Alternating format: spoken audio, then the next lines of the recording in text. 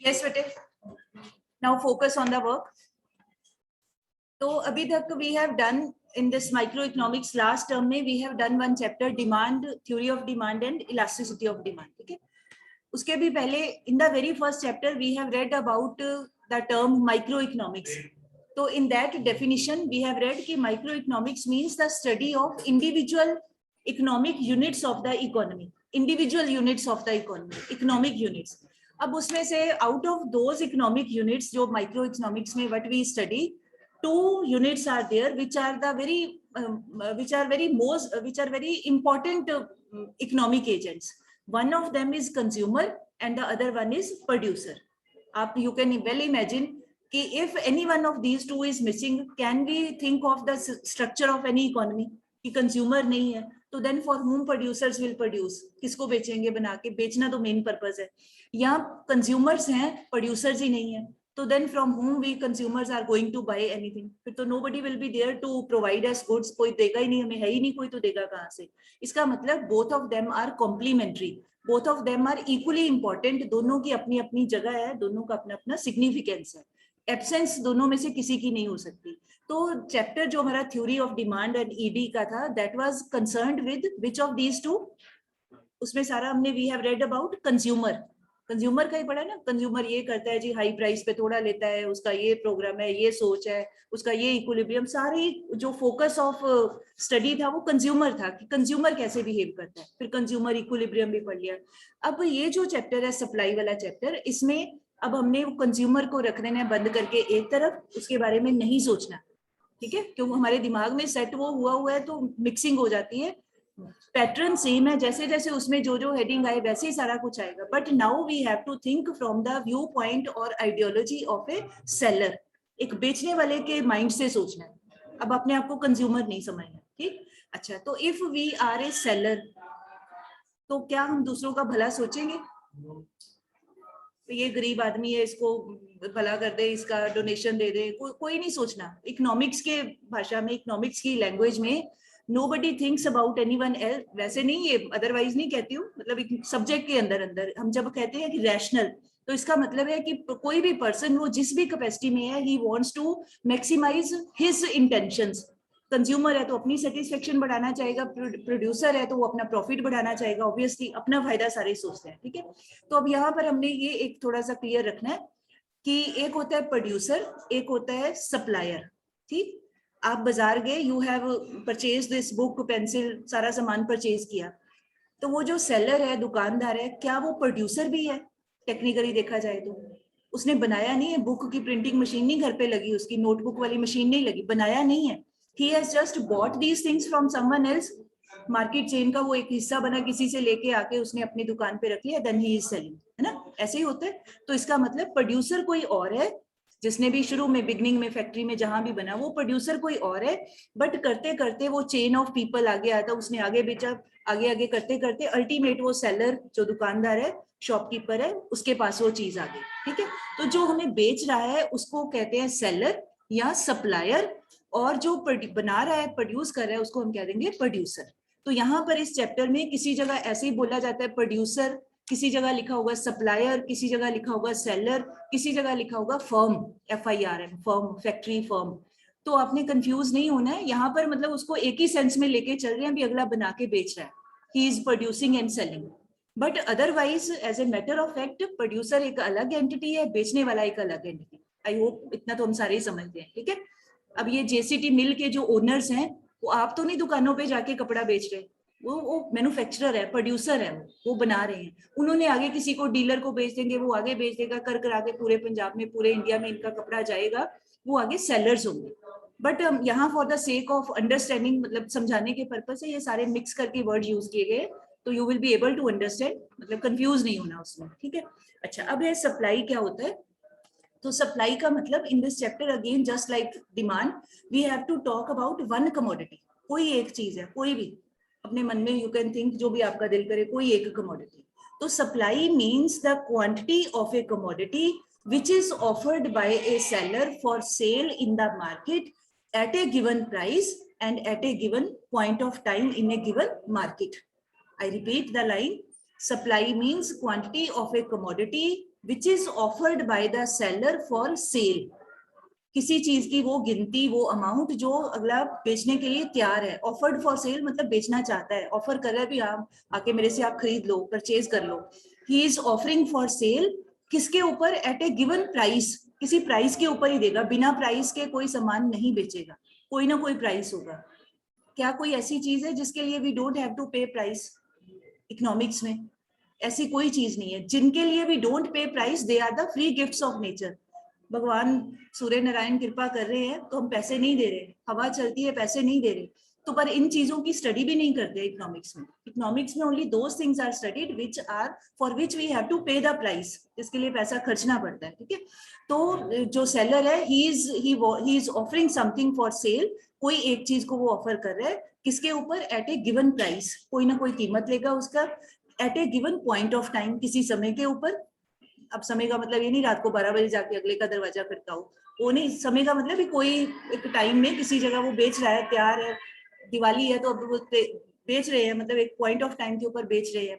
And in A given market, market का मतलब कोई एक पर्टिकुलर मार्केट, जैसे फॉर एग्जाम्पल हम कहें फगवाड़ा की मॉडल टाउन की मार्केट, तो सिर्फ वही मार्केट। मार्केट का मतलब ये नहीं पूरे इंडिया की मार्केट, पूरे पंजाब की, पूरे वर्ल्ड की, वो नहीं। किसी कोई पर्टिकुलर मार्केट में कोई सेलर एक गिवन प्राइस के ऊपर जो भी बेचने के लिए तैयार है किसी चीज की क्वांटिटी को, कमोडिटी को, उसको हम क्या देंगे? सप्लाई। है मैं क्लियर? ठीक है।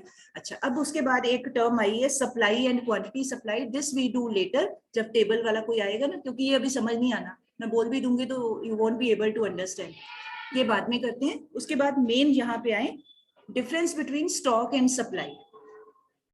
स्टॉक एंड सप्लाई,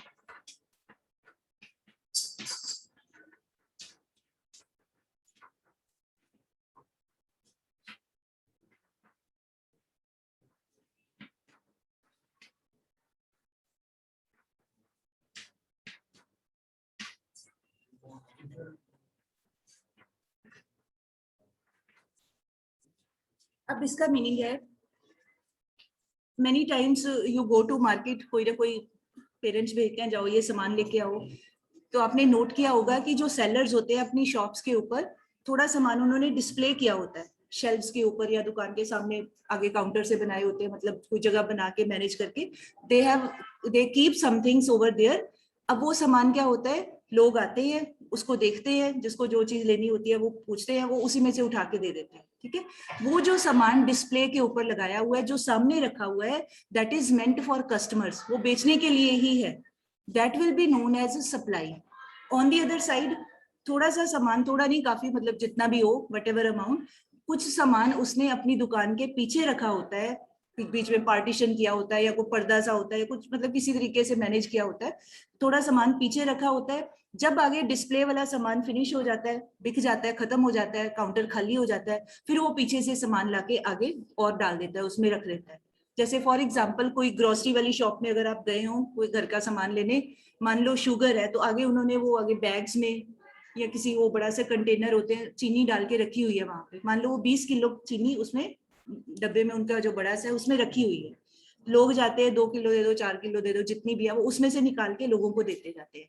अब वो जो सेलर है उसने अपने शॉप के पीछे वाली साइड में उसने 50 केजी और एक बोरा भर के रखा हुआ है, उसके पास पड़ी हुई है, बट वो सारी सारी की सारी नहीं पहले ही रख देता बाहर, सारी खराब हो जाए, पहले वो थोड़ा ही सामान निकाल के उसमें से रखेगा, भी जब ये बिक जाएगा then I will take out more quantity from the inner godown, जहां भी उसने रखा है, जो भी उसका अंदर स्टोर है वहां से वो निकालेगा। तो इसका मतलब हो गया जो सामान is kept at the back, जो स्टॉक में, जिसको हम स्टॉक ही बोलेंगे, जो सामान पीछे रखा हुआ है वो उसको सामने नहीं ला रहा है, he is not offering that quantity, whole of the quantity is not being offered for cell.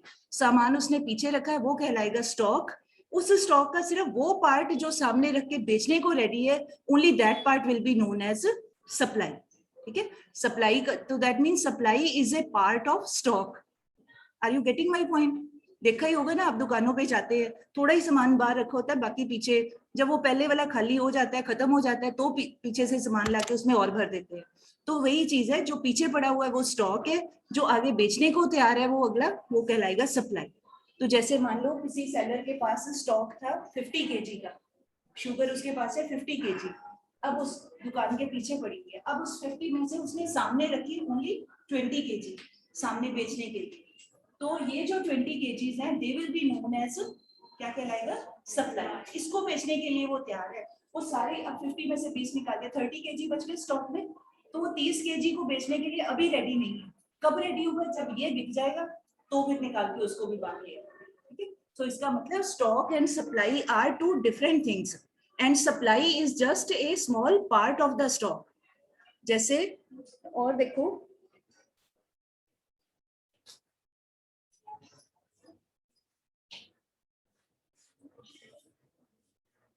Example मुझे याद आई, ये पूरे गद्दे में मैंने चौक रखे हुए हैं, 2 बॉक्स है पूरे भरे भरे से, और भी है कलर का छुपा छुपा के सारे रखे थे, कभी नहीं भी बोलते स्टॉक। ये क्या कहलाएगा, क्या कहलाएगा स्टॉक, ये पीछे ही रखा,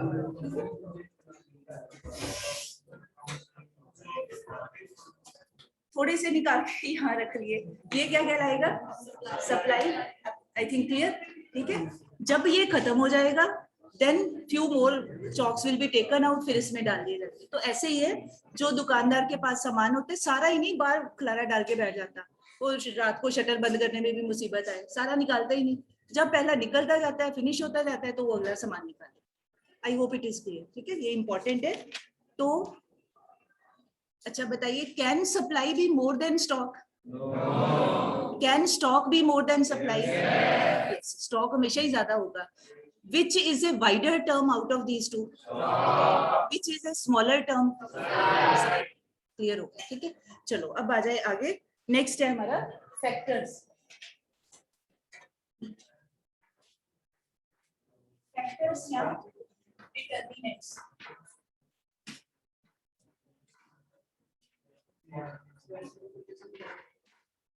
डिटरमिनेंट्स ऑफ सप्लाई, और इसके साथ ऐसे वर्ड बनता है फैक्टर्स अफेक्टिंग सप्लाई। कौन सी चीजें अफेक्ट करती हैं सप्लाई के ऊपर, असर डालती हैं। अब बुक्स में ऐसे लिखा होता है, ऐसे लिखा है सप्लाई फंक्शन ऑफ, ऐसे टेक्निकल लैंग्वेज में ऐसे लिखा जाता है। तो इसका मतलब सिर्फ इतना ही है कि supply of X commodity, X का मतलब कोई चीज का नाम, X commodity is a function of, function का मतलब कि supply is depending upon these things, इन चीजों के ऊपर डिपेंड करती है। तो जिन चीजों पे डिपेंड करती है वो कहलाते हैं फैक्टर्स, या उन्हीं को क्या दिया जाता है, डिटरमिनेंट्स। तो अब वो कौन कौन से फैक्टर्स हैं, अब आपको याद होगा, हेडिंग सेम ही है जैसे वो डिमांड वाले में था। तो डिमांड 2 तरह की होती है, इंडिविजुअल एंड मार्केट। तो ऐसे ही supply is also of 2 types, एक कहलाएगी individual supply, other one is market supply. तो इंडिविजुअल सप्लाई मतलब सप्लाई मेड बाय कितने सेलर्स, 1 सेलर, एक दुकानदार, एक बेचने वाला, एक शॉपकीपर, कुछ भी नाम कह लो उसको, एक सेलर या एक फर्म। और market supply means supply made bye all the firms in the market, उस चीज को बेचने वाली जितनी भी दुकानें हैं, फर्म्स है, जितनी भी हैं, जितने भी सेलर्स हैं। तो supply of A commodity made by 1 seller या 1 firm is called individual supply, and supply of 1 commodity made by all the firms in the market, so that will be known as market supply. तो अब कुछ factors हैं individual वाले, कुछ market वाले। तो let us start those, very interesting. सबसे पहला है price. As consumer is the person who gets affected, highly affected by price, तो सेम वे सेलर भी प्राइस को ही ध्यान में रख के काम करता है। सेलर के लिए भी प्राइस वेरी वेरी इंपॉर्टेंट है। तो अब प्राइस क्या होगा, अब अपने आप को सोच लो, मैं अपने आप को सोचूं, आप अपने आप को सोचिए। अब हम लोग सेलर्स हैं तो क्या होगा, would we like to sell more at low price? No. Would we like to sell more at more price, more या हाई प्राइस के ऊपर? तो सीधी सी बात है, प्राइस का सप्लाई के साथ डायरेक्ट रिलेशन है कि हायर प्राइस है तो seller would like to sell more, ज्यादा सप्लाई होगी, और अगर कम प्राइस है तो क्या होगा, सप्लाई विल बी लेस, कम, क्योंकि उन्हें वो फायदा ही नहीं होना, कम पैसे मिलेंगे तो फायदा कम होगा अगले का। तो सप्लाई और प्राइस का आपस में पॉजिटिव रिलेशन है, हायर प्राइस के ऊपर मोर सप्लाई, लेस प्राइस के ऊपर लेस सप्लाई। पहला पॉइंट हो गया। डिमांड वाले केस में क्या था, प्राइस के साथ कैसा रिलेशन था, इनवर्स रिलेशन था। यहाँ पर कैसा है, डायरेक्ट या पॉजिटिव रिलेशन। ठीक है, चलो सेकंड है, अब बुक्स में आप प्लीज इसको थोड़ी करेक्शन यहाँ करनी पड़ेगी। प्राइस ऑफ रिलेटेड गुड्स लिखा है, तो यहाँ please delete the word related, उसकी जगह सिर्फ लिखिए substitute good. Price of substitute good, और नीचे जो एक दिया हुआ है but in case of complementary good दिया ना, ये वर्ड कॉम्प्लीमेंट्री को काट दीजिए, उसकी जगह लिखिए jointly produced goods, jointly produced.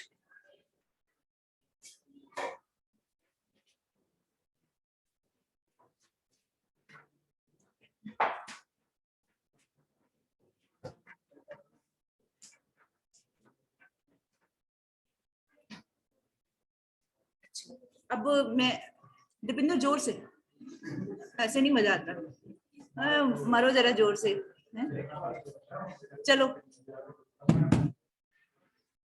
You are wasting the time, others should get benefit from because of us and others should not feel bad because of us। Time नहीं वेस्ट करो, इतने दिनों के बाद अंश आया, वो कहेगा मेरा समय बर्बाद कर दिया है।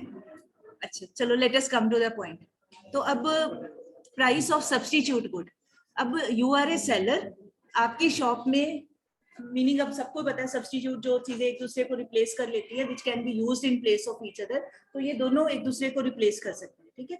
आप एक सेलर है, आपकी दुकान पे both these types of pens are lying there, अगर दोनों का प्राइस सेम है, 10 रुपीज सेम है, तो आपका एटीट्यूड क्या होगा, यू विल बी न्यूट्रल। कोई भी बच्चा आए, अंकल अंकल पेन लेना है, तो अंकल कहेगा ले लो जड़ा लेना है ना, दोनों के 10 रुपए ही मिलने हैं, आपको कोई फर्क नहीं पड़ेगा, चाहे वो बच्चा जेल पेन ले ले और he takes ball pen, he या शी कोई भी ले ले, आपको it doesn't make any difference to you, same ही प्राइस है, तो आपको कोई उत्साह नहीं आना, आप मतलब ठीक है कोई ले लो।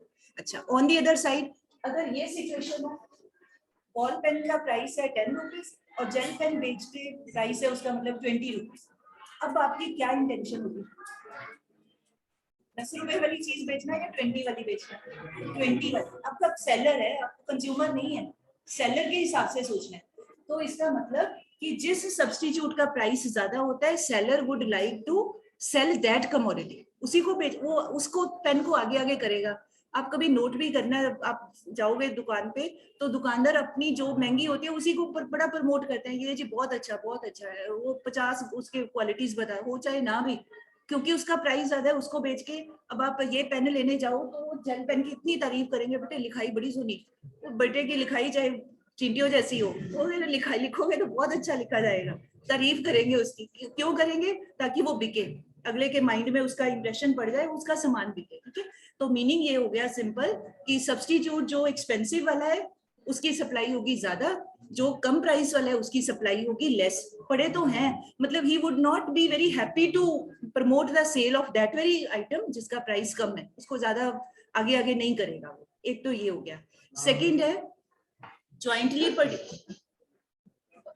तंग कर रहा है शिवांग, बड़े हो जाओगे तंग नहीं करो, है? चलो नेक्स्ट है, भाई आपका सेक्शन पीछे रह जाएगा, मैं उधर काफी काम करवा चुकी हूँ, सुन लो। सेकंड है ज्वाइंटली प्रोड्यूस्ड गुड्स। अब ज्वाइंटली प्रोड्यूस्ड गुड्स क्या होती हैं, ऐसी चीजें जो इकट्ठी ही प्रोड्यूस होती हैं, उनकी प्रोडक्शन, उनकी जब वो पैदा होती है, मतलब नेचुरली मेन ये आता है, नेचर का फैक्टर्स आता है, वो इकट्ठा ही उसकी क्वांटिटी बनेगी। एक की अगर सप्लाई ज्यादा होती है, प्रोडक्शन ज्यादा होती है, तो दूसरे की भी ज्यादा ही होगी। जैसे one example has been given here, cotton and cotton seed का। तो अब जब कॉटन है, रॉ पढ़ा ना आपने, टेक्सटाइल वाला लेसन, वो 10th क्लास में पढ़ा है, इंडस्ट्रीज वाले लेसन में। कॉटन की जो बर्ड्स होती हैं, रुई होती है, पिक करना पड़ता है ना, लेबर इंटेंसिव काम है वो। अच्छा, वो बर्ड्स को जब निकालते हैं तो बीच में नीचे सीड भी होता है, बीज भी होता है उसका। तो जितनी अगर कॉटन की प्रोडक्शन ज्यादा होती है तो ऑब्वियसली कॉटन सीड की भी प्रोडक्शन ज्यादा ही होगी। ऐसा नहीं हो सकता कि रुई रुई निकल जाए बीज हो ही ना, वो भी होगा, जितनी ज्यादा कॉटन उतना ही ज्यादा वो सीड भी होगा। ऐसी चीजें जो इकट्ठी ही पैदा होती हैं, इकट्ठी ही मतलब नेचुरल तरीके से मिलती हैं, जैसे क्रूड ऑयल और पेट्रोल डीजल। तो क्रूड ऑयल पहले जमीन से जब निकालते हैं, मिनरल ऑयल कह देते हैं, कच्चा तेल कह देते हैं, क्रूड ऑयल कह देते हैं। तो जब वो निकालते हैं, उसको निकाला, जितना ज्यादा निकलेगा उतना ही उसको रिफाइन करके पेट्रोल भी ज्यादा बनाया जा सकता है, उतना ही उसको रिफाइन करके डीजल भी ज्यादा बनाया जा सकता है, उतना ही उसको रिफाइन करके जितने उसके बाई प्रोडक्ट्स बनते हैं क्रूड ऑयल से, कई चीजें बनती है, मुझे सबके नाम भी नहीं पता, ठीक है। तो कई सारी चीजें बनती है, हम पेट्रोल डीजल क्योंकि आम यूज में आता है तो हम बोल देते हैं। तो जितना ज्यादा क्रूड ऑयल निकलेगा उतना ही ज्यादा पेट्रोल भी रिफाइन करके बनाया जा सकता है, उतना ही ज्यादा डीजल भी बना सकते हैं, उतने ही ज्यादा बाकी के बाई प्रोडक्ट्स भी हो सकते हैं। तो मतलब ये है कि जॉइंटली प्रोड्यूस्ड गुड्स के केस में if the production of one commodity increases तो then production and supply of other commodity also equally that also increases. दोनों की सप्लाई ज्यादा होगी, एक की कम होगी।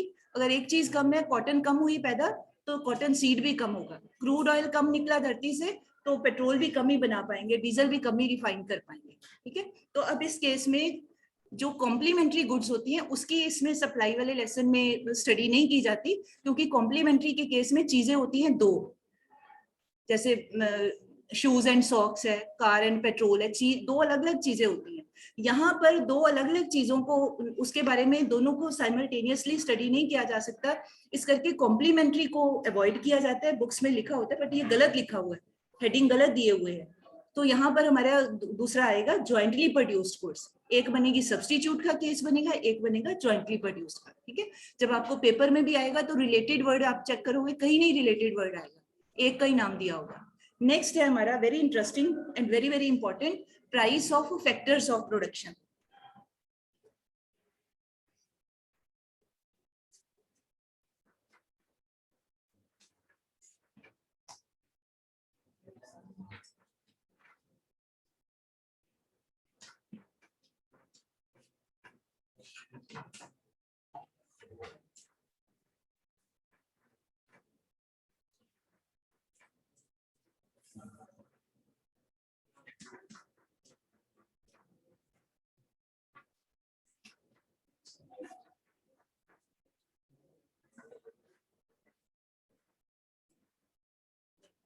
अब फैक्टर्स ऑफ प्रोडक्शन क्या होते हैं? इफ यू रिमेम्बर स्टैट्स का जब स्टार्ट किया था वेरी फर्स्ट लेसन, तो उसमें एक आपको बताया था कि बेसिक 4 फैक्टर्स होते हैं कोई भी काम स्टार्ट करना हो। बाकी उसकी वैरायटी आगे आगे जो मर्जी नाम बना लो, बट बेसिकली मेन उसको प्राइमरी फॉर्म में उसके 4 फैक्टर्स के नाम होते हैं, as he has said, land, labour and capital and organiser. ठीक है, अच्छा, अब जब भी प्रोडक्शन करते हैं तो कोई ऐसा सामान नहीं है जो इन चारों में से किसी के भी बिना बना सके।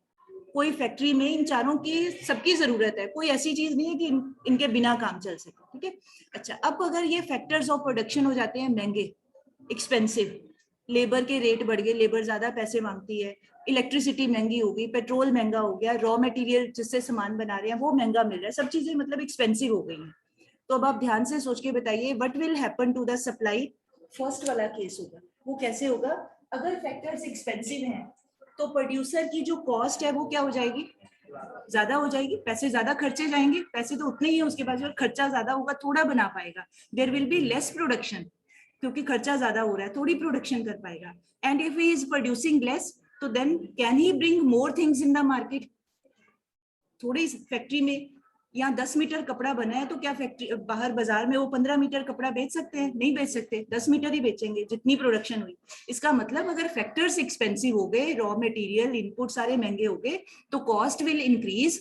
Due to increased cost the producer will be able to produce less, और अगर वो लेस प्रोड्यूस करता है इसका मतलब मार्केट में भी वो लेस सप्लाई ही कर पाएगा, थोड़ा ही सामान मार्केट में लाके वो सेल कर पाएगा। ये रिलेशन बना है ना। Expensive factors lead to high cost, cost of production. Concept पढ़ा ना, कॉन्सेप्ट्स ऑफ कॉस्ट, जिसको हम टोटल कॉस्ट कह दो, कोई कह दो, वेरिएबल कॉस्ट कह दो। कॉस्ट ज्यादा होगी तो कम प्रोडक्शन कर पाएगा, कम प्रोडक्शन करेगा तो it will lead to less supply in the market, थोड़ा ही सामान। ऑन दी अदर साइड इसका बिल्कुल कॉन्ट्रेरी, अगर ये सारे फैक्टर्स चीप हो जाते हैं, प्राइस कम हो जाता है, लेबर भी सस्ती मिल गई, इलेक्ट्रिसिटी के प्राइस पर यूनिट वो भी कम कर दिए गवर्नमेंट ने, पेट्रोल सस्ता हो गया, रॉ मटेरियल, मतलब सारी चीजें सस्ती हो गई, तो क्या होगा?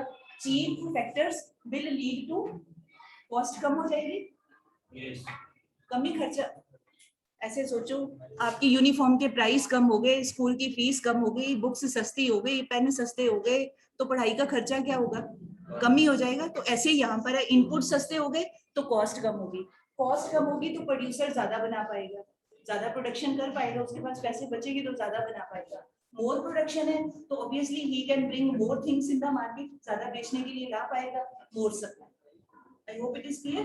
तो बस इसको सीधे लॉजिक को याद रखना है। Expensive factors lead to high cost of production, which further leads to less production and further less supply in the market. और दूसरा बिल्कुल उसका opposite हो जाएगा। चीप इनपुट्स या cheap factors lead to reduction in cost, lead to more production, lead to more supply in the market. I hope it is clear. ठीक है, next है, ये गोल वाला मैं बाद में बोलती हूँ, ये मैंने डिक्टेट करवाना है थोड़ा सा इसके बारे में, पहले ये सिंपल वाला समझा देती हूँ. Changes in technology. अब यहाँ पर हमने टेक्नोलॉजी वो नहीं लेना, टाइप्स ऑफ टेक्नोलॉजी नहीं कहना, लेबर और कैपिटल वैसा कुछ नहीं, सिंपली ये देखना है मॉडर्न टेक्नोलॉजी, लेटेस्ट या एडवांस्ड टेक्नोलॉजी, और उसके कॉन्ट्रेरी पुरानी ओल्ड टेक्नोलॉजी, आउटडेटेड टेक्नोलॉजी, पुरानी टेक्निक. ठीक है, अच्छा तो अब अगर आप सोचिए ध्यान से, all can think very well. अगर कोई फैक्ट्री में कोई प्रोड्यूसर या कोई जो मैन्युफैक्चरर है वो अपनी फर्म में he is using latest advanced machinery, तो what will happen to the speed of work? जल्दी काम हो पाएगा, जल्दी काम हो पाएगा मतलब उसकी कॉस्ट कम होगी, ज्यादा प्रोड्यूस कर पाएगा, थोड़े टाइम में ज्यादा काम निकाल सकता है अपना वो अपने मशीनों की मदद से. तो एडवांस्ड टेक्नोलॉजी के करके it's possible to produce more, as a result more supply. ज्यादा पहले बनाएगा तो ही मार्केट में ज्यादा सेल कर पाएगा, ज्यादा supply. On the other side आज के टाइम में, आज मतलब प्रेजेंट टाइम में, if any manufacturer producer makes use of outdated technology, 40 साल पहले वाली तकनीक वाली मशीन लगा रहा है, वो 50 साल पहले वाली पुरानी मशीन लगी हुई है, चुक चुक चुक चुक मतलब मध्यम चाल से लगी हुई है, तो क्या होगा? Speed of work will be very less, है ना. जबकि बाकी के कॉम्पिटिटर्स बहुत ज्यादा सब एडवांस करने की कोशिश करते हैं, तो वो पुराने तौर तरीके से अगर पुरानी मशीन नहीं चलाता है तो outdated technology will not be able to help him to produce more. थोड़ी प्रोडक्शन होगी, और थोड़ी प्रोडक्शन होगी तो ऑब्वियसली मार्केट में सप्लाई भी कम होगी. तो सीधी सी लाइन क्या बनी कि चेंज इन टेक्नोलॉजी, कि अगर seller producer makes use of advanced technology so he will be able to produce more and supply more. But on the other side, if he makes use of outdated purani technology, then he will be able to produce less and supply less in the market. थोड़ी supply कर पाएगा. ठीक. Next है goal of the firm. You please write 2 lines about this. Book में ठीक तरह से नहीं दिया हुआ है, तो मैं I speak 2 lines, you note down.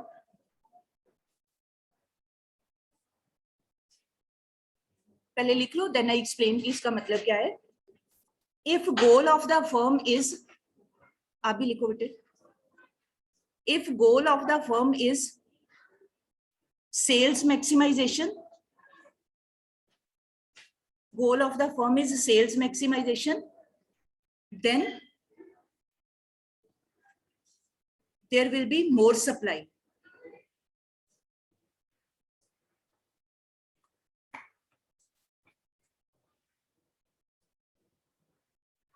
There will be more supply. Full stop. Next line में, if goal of the firm is profit maximization, then there will be less supply. Then there will be, Shivang आपकी book नहीं है बेटे आपके पास में? अब आपने जब बुक को नहीं भूल जाना है, आपने फिर गलत ही याद कर लेना है. बुक लेके आया करिए अपनी अपनी. If goal of the firm is profit maximization, then there will be less supply. ठीक है. अब इसका मीनिंग, बस इतनी 2 लाइनें ये याद रखनी है आपने. ठीक है. अब इसका मीनिंग क्या है कि any producer, any manufacturer, any firm, factory, कुछ भी कह लें, इंडस्ट्रियलिस्ट, कोई भी नाम, तो whenever he does any work, तो he has some target in his mind. वो टारगेट क्या है? मनी कमाना, मनी अर्न करना. वो टारगेट रख के ही अगला कोई काम करता है. कोई सोशल वेलफेयर के लिए कोई काम नहीं करता, अपना फायदा भी देखना है. ठीक है. तो any firm has 2 options, 2 choices with him और हर. 2 तरीके हो सकते हैं. किसी, दीपिंदर सिंह बेटे आप वहां से उठिए जरा, जैस्मिन आप किसी के साथ बैठ जाओ. Deepinder please come here.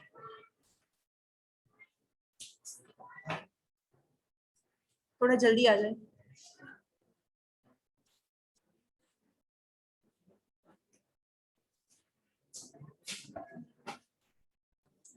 Yes. So any firm or any seller keeps in his mind 2 objectives. मतलब at a time तो 1 objective मेंटेन कर सकता है. अगर उसका ऑब्जेक्टिव है अपनी सेल्स को बढ़ाना, अपनी ज्यादा सामान को बेचना, ये टारगेट है उसके माइंड में, तो वो क्या करेगा? ज्यादा प्रोडक्शन करके ज्यादा बेचेगा. उस समय वो प्राइस को इतना माइंड नहीं करता है. क्योंकि उसका मकसद है ज्यादा बेच के भी मैं पैसे कमा सकता हूँ, प्राइस चाहे मेरा थोड़ा कम भी हो बट मैं ज्यादा इतना बेचूं कि अल्टीमेटली मेरी रेवेन्यू उतनी हो जाएगी।